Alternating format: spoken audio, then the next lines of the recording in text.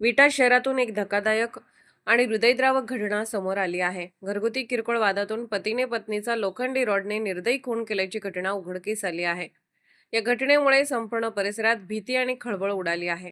विटा येथील नेवरी रोडवरील सुतारकी परिसरात ही थरारक घटना घडली। काजल अविनाश लोटके वय 25 असे मृत महिलेचे नाव असून तिचा पती अविनाश तुकाराम लोटके वय 27 हा संशयित आरोपी आहे। मिळालेल्या माहितीनुसार अविनाश आणि काजल यांचा 4 ते 5 वर्षापूर्वी प्रेमविवाह झाला होता। दोघेही त्यांच्या 3 वर्षाच्या मुलासह भाड्याच्या घरात राहत होते। सोमवारी रात्री हे दाम्पत्य यात्रेत फिरून घरी परतले, मात्र त्यानंतर त्यांच्यात कडाक्याचे भांडण झाले। या वादाचे रूपांतर इतके भयानक झाले की मध्यरात्रीच्या सुमारास अविनाशने पत्नी काजलच्या डोक्यात लोखंडी रॉडने जोरदार वार केला।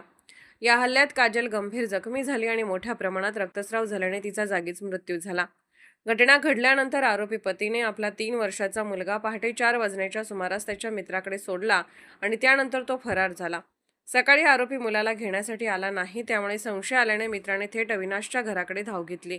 खिडकीतून पाहिल्यावर काजल रक्ताच्या थारोळ्यात पडलेली दिसली। यानंतर घरमालक आणि पोलिसांना तातडीने माहिती देण्यात आली। पोलीस निरीक्षक धनंजय फडतरे यांच्या पथकाने घटनास्थळी धाव घेतली। मृतदेहाचा पंचनामा करण्यात आला असून आरोपी पतीचा शोध सुरू आहे। या प्रकरणी काजलच्या मावशी दीपाली साठे यांनी विटा पोलीस ठाण्यात फिर्याद दाखल केली आहे।